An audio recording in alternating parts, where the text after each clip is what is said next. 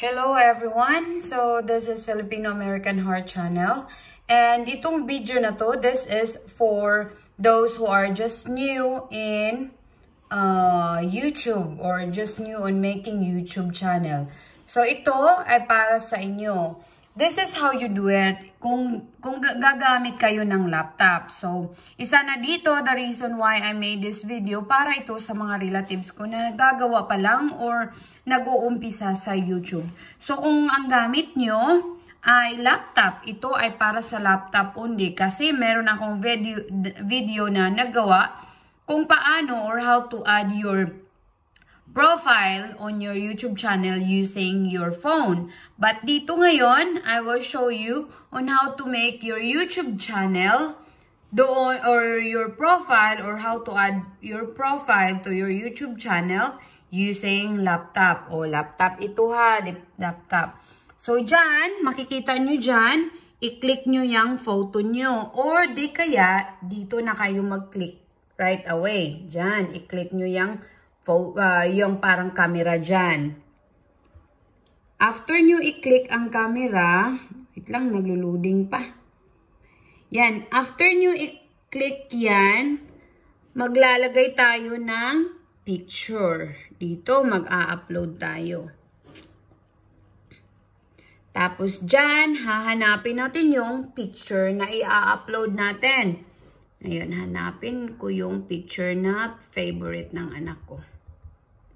Meron kasi siyang gustong-gusto na picture na i-profile niya daw eh.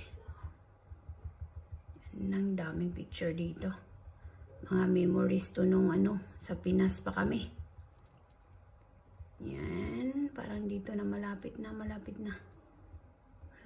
Uy, saan ba? Yung mga pictures namin yan ng asawa ko.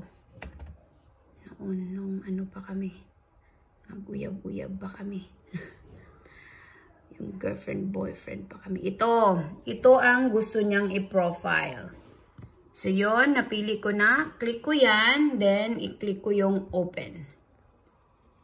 Pagkatapos, yan na. Yan, may nakaano talaga. Na ganyan ba? Pwede nyo i-drag siya. Pwede nyo liitan. Pwede nyo i-drag yan. Paliit. Pero pwede din ganyan. Pwede rin ganyan na lang direct. Kuya Israel, can you come over here and teach me how to move this? Kasi mas magaling ang anak ko eh. Halika. Nakalimutan ko na on how to move this because you want to edit it. Can you move that to make it sure that like short? No. Include the tire of this and that one. You can cut that one. Cut that there. I'm trying to. You can't move that right here. No, I can't. This one, can you? Oh, that's it. Then move more. Move more. No need. You should include the tire. You should not include this part in here. So move that over here and move it over there. I'm trying to. Just like that, maybe. Yeah, because. How you do it? How you use it in my laptop? I don't know. Did you double click? Ah, okay. No, you just leave it like you just click one time and hold so you could do that, or you just hold and it will do that. Oh, just leave it like that. Like that. So yan na ngayon, naggawa na ng anak ko. Then i-click nyo yung done. Yan na yung profile niya. Tingnan natin. Yan, click na natin ang done. So, yun na yung channel niya. Yun na ang photos ng channel niya. But if you don't like the picture, all you have to do is i-remove nyo yan. Or, wag nyo nang i-remove, i-change nyo na lang. If you want to change yung picture nyo. Okay? So, now, i-click natin dito sa upper right corner. I-click natin yung publish. Para makita na ng mga friends natin yung profile niya na yun. Yan, nakita no? New picture, profile picture. So, yan lang ha, mga relatives ko dyan or those who are new in YouTube din. Tingnan nyo pa, kahit ako, hindi pa ako masyadong marunong sa laptop.